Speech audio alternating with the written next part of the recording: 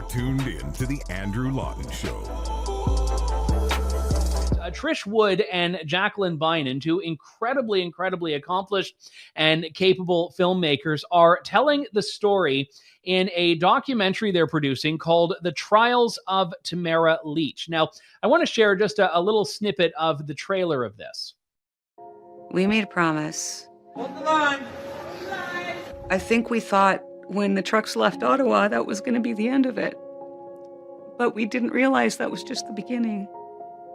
And I think me going back to Ottawa in a couple days to this trial is kind of poetic in a way, because I'm going back to fight again. And I'll keep fighting, and I'll keep fighting, and I'll keep fighting, because the people that made these decisions and forced parents to die by themselves and forced people to kill themselves need to be held accountable. That was a little bit from The Trials of Tamara Lich. Trish Wood and Jacqueline Bynon join me now. It's wonderful to talk to you both. Thanks so much for coming on. Hi, Andrew. How you doing? Great to be here. Well, it's good to have you. Let's start with the question of why this and why now, because there are some people, as I mentioned, in the media largely that, they got this wrong. And because of that, they've never really wanted to talk about it again. And you get people that sort of say, well, COVID's over, so all discussion of anything related to the convoy is over as well. Why do you want to tell this now? Well, from my perspective, as you know, I've been doing a podcast called Trish Wood is Critical, which I started at the beginning of the COVID regime, of the COVIDian times, because I covered Tony Fauci back in the day, and I was really worried about some of the decisions being made not on risk-benefit data. So I got very heavily involved very early on in this. And I watched, as we all did, as the edicts became more and more kind of authoritarian, and yet there was no way for us to fight back. We were losing all the cases in the courts. The media didn't seem to be on our side. They weren't asking people in positions of power they weren't holding them to account or asking them accountability questions. So then you're left with this issue. And this is where the convoy comes in. What do you do in a democratic society when you believe to the marrow of your bones as a citizen that what the government and public health in this case is doing is wrong, and not just wrong, but harmful to people? What opportunities do you have when the institutions like the courts aren't working? And I think the convoy answered that question. And I think it answered it for a lot of Canadians. Jackie and I are old friends. We were on the phone a lot during COVID times, very, very frustrated, especially over the media coverage and the inability of them to ask hard questions.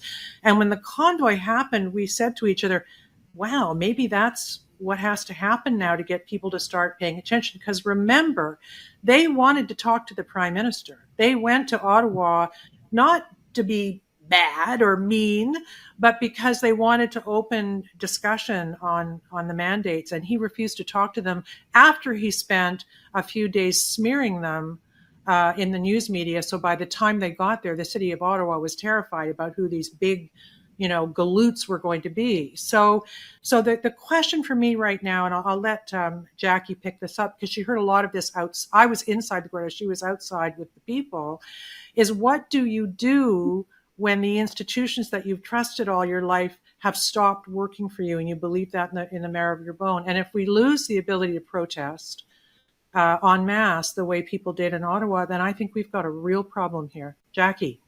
Yes, and we've talked about this ad infinitum, locked down and locked up. And I agree with her. And I will say that I think the convoy and the protest is probably the single most successful human rights. Some people say grassroots. I say human rights protest in a generation in this country. Something that Canadians didn't normally do. It was not something we would see the average Canadian do. They're compliant. They want government. They just want to have a nice life. And for some reason, a group of people decided this wasn't good enough. What they were hearing on the news, which is largely controlled by the government, was not what they were feeling or thinking, a lot of people. Now, there were a lot of people who went along with that, but there were a lot. And Tamara Lich and Chris Barber, when we saw them, we saw those trucks, They became the face of something we were thinking, and it gave us hope that we didn't feel powerless, because we believed in these institutions, but they weren't speaking to us or listening to us or caring for us. And that's why we thought this is a very big moment in Canadian history, and we have to document it. In what way? And being women, we're so compelling. Tamara Lich is such a compelling character. Whether you like her doesn't matter. As a woman, or just as a person who really cares about their country, you have to give her due. She, as she said, she holds the line. She has that temerity to say, this is my hill. And that's what we were inspired by her. One thing, you mentioned character, and I actually was going to ask about this later on, because a lot of your experience as a producer, Jacqueline, has been in fictional work as well. I know you've done things that have kind of told stories in a more dramatized way. And what people fail to realize about the convoy is that, I mean, irrespective of the political implications of it, which are vast, there's a story here. And there's quite a riveting story of this. And I'm wondering if you're going to capture that in the story that you're telling. Oh, we are. This is very interesting you say that, because Trish and I talk about this, because we've both done this. I mostly do true crime series that are investigative, but there is always some impressionistic drama, as they say in it. Yeah, I guess fiction. I meant more dramatized than fictionalized. Yeah, I know.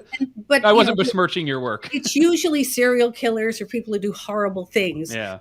But this is apparently that's Tamara. If you ask the Ottawa media. Yeah, but this is still a criminal case we're following here, and what I saw outside the courtroom, I could do a whole documentary just on what was outside outside. As Trish and I were texting back, because there were two groups of people.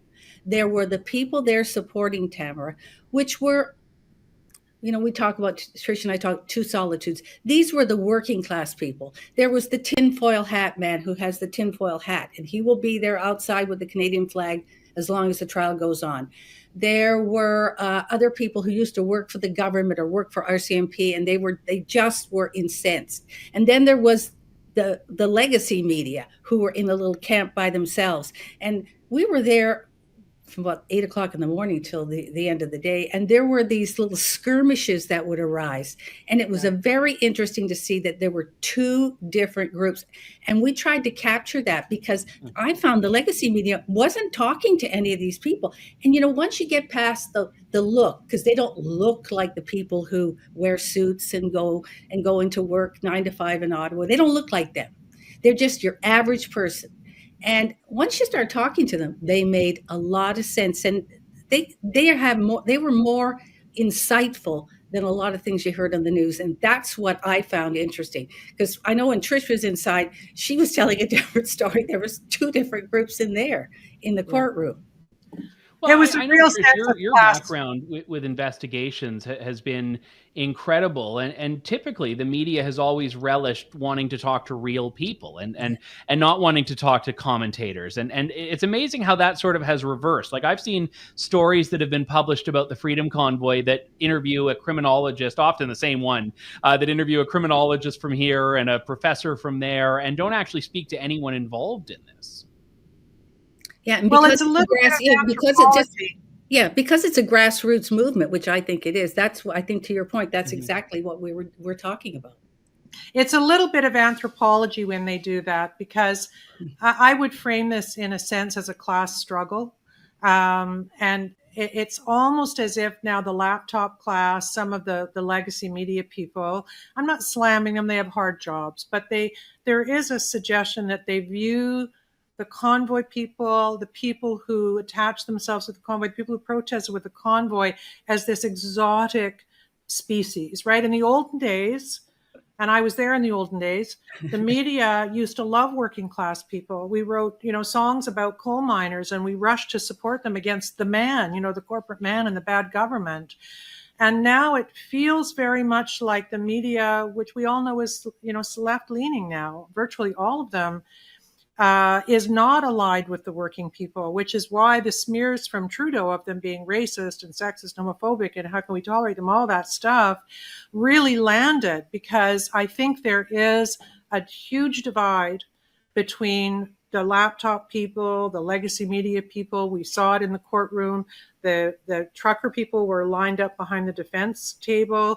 Everybody else in suits virtually was behind the Crown table in the courtroom. And it really felt like there was a massive social divide. And unless, I'll say this to you, Andrew, and Jackie and I talk about this almost every day, if we don't sort this out, where we stop demonizing each other because we hold different views. I sat in the courthouse and I talked to a woman today. She's an Ottawa citizen, hates the convoy, thinks all kinds of terrible things, none of them provable or litigatable or are true, but there's a lot of folk stories out here right now about the convoy from local people, just not true.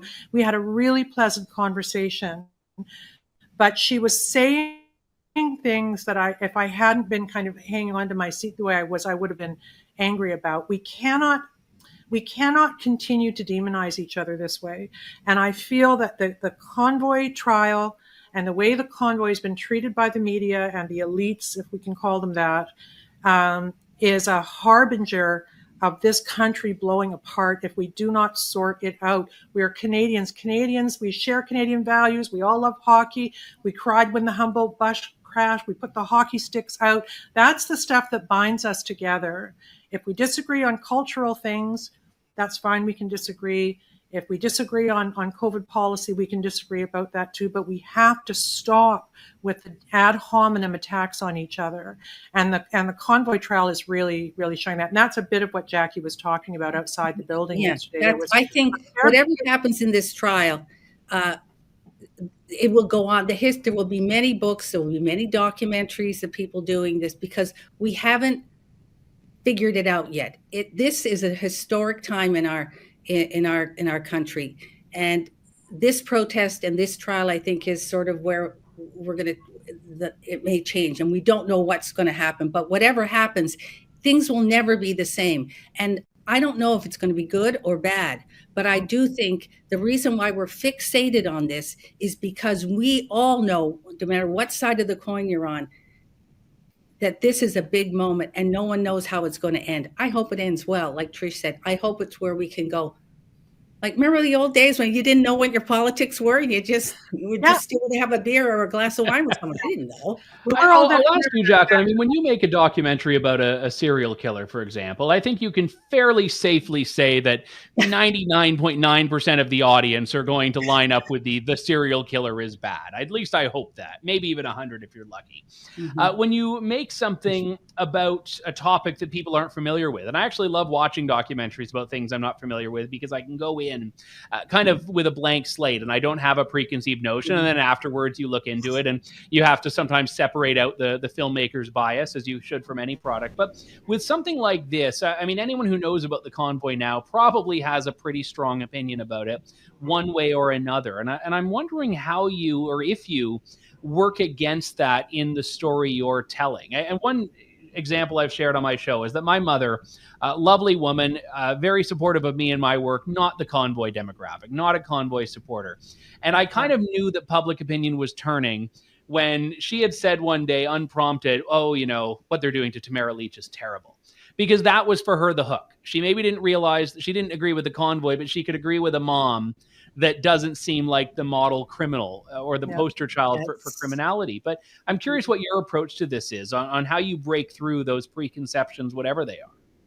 Well, the reason I like doing true crime is, you don't have to do any politics there. There's the bad guy and then their victims. And I think that those stories have to be told. We have to make the bad guys the bad guys.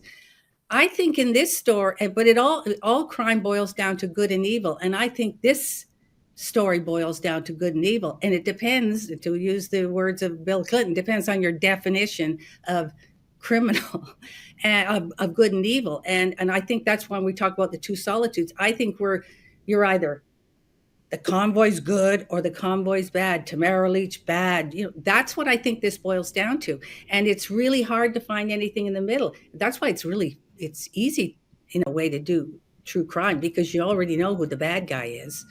And like to take a little bit of really important.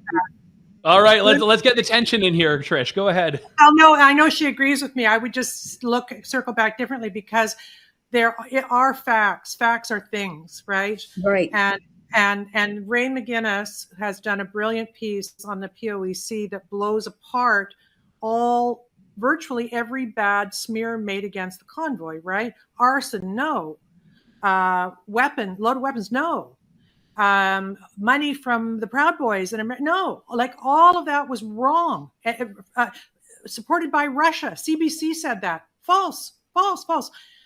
And so what I think Jackie and I are experiencing here in the city of Ottawa, even in our hotel, one of the people in the restaurant had this wild story that was completely not true about the convoy, is that the facts actually support the convoy's own narrative that they were here to protest and things went relatively smoothly without a lot of trouble. And there were a couple of fringy type people attached, as there are to every massive protest, right?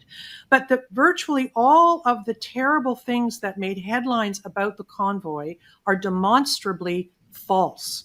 And the POEC found that. That is out of the mouths of the financial crimes guys at the RCMP, the security folks. They all said, yeah, no, nothing to see here, people, really.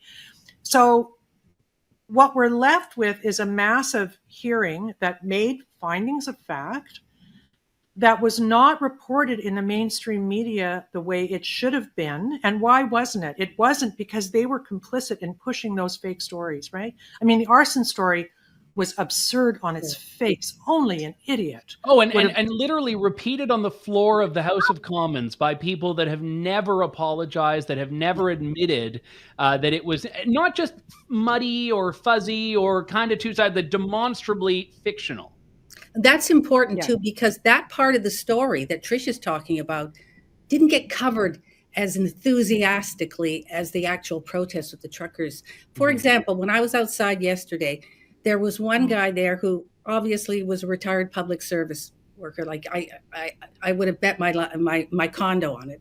He asked me why I was there, and he said, well, they ruined Ottawa. They were terrible. They were horrible, and it was illegal. I said, well, it's my understanding that the judge ruled it was a legal protest. He goes, no, it wasn't illegal, and I don't care what the judge said. It was illegal. Well, how do you argue with someone like that? There's that. And he didn't care what the facts that that Trish is talking about, that all this stuff had been largely debunked. Didn't matter. He had it in his set. This is the way it is. I hope she goes to jail for 10 years. Oh, and then he asked me a whole bunch of stuff. Well, you seem like a logical person. Do you like Tucker Carlson? I said, yeah, I love him. He goes, that's it. We were running away. That's a good way to end the conversation with a retired bureaucrat in Ottawa. Yeah, you can use that. Anyone can use that. If you want to get out of it, just say you like Tucker and it goes away. Carlson. Can I add one thing to that? And it's Please. What she said is really important, because she's describing what I call the invasion of the body snatchers moment. And we have them when we confront certain people with irrefutable facts that completely debunk their thought process, right? It happens on COVID when you say the vaccines don't prevent transmission. You know, these are the people writing, I got COVID. Thank God I've got 2 shots and 4 boosters. I got COVID. I'm so grateful I've had the shot. And you're saying, well, so it doesn't prevent transmission. Well, no, that's safe and effective, right? That's how things. And so this world has been created because people in this country now have bilateral, siloed information systems. They curate their social media feeds to feed their own biases. They're either watching legacy media or doing totally the indie thing.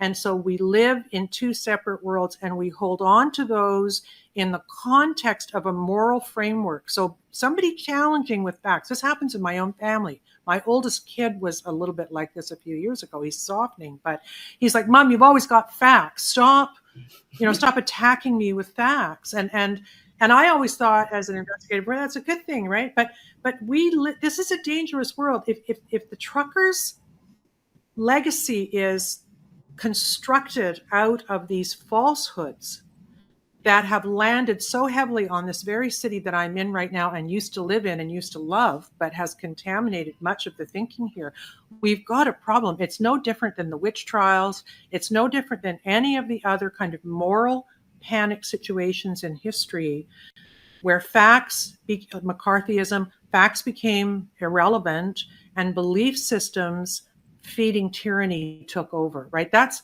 I hate to say it, but that's kind of where we are right now here. Can I just add, I want to go back to why we're doing the doc. Okay, well, that's good. We're going to wrap it up after this, so let's hear this it. This is why she's talking about that is Tamara Lich, or Tamara Lich, I keep calling her by it's Tamara Lich and Chris Barber.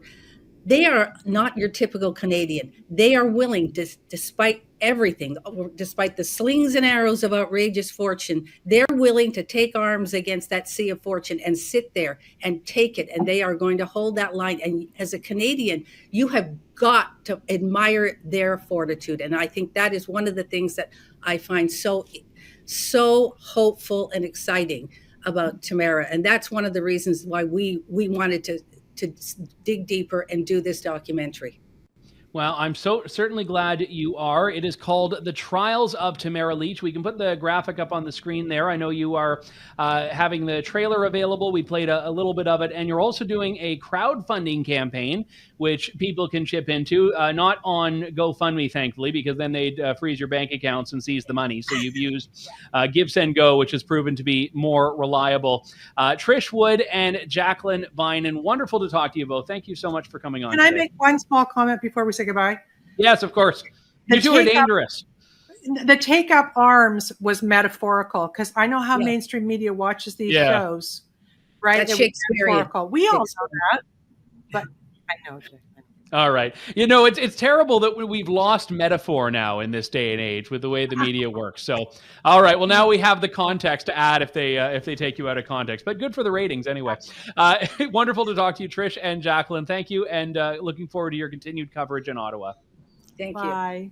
you. Thanks for listening to The Andrew Lawton Show.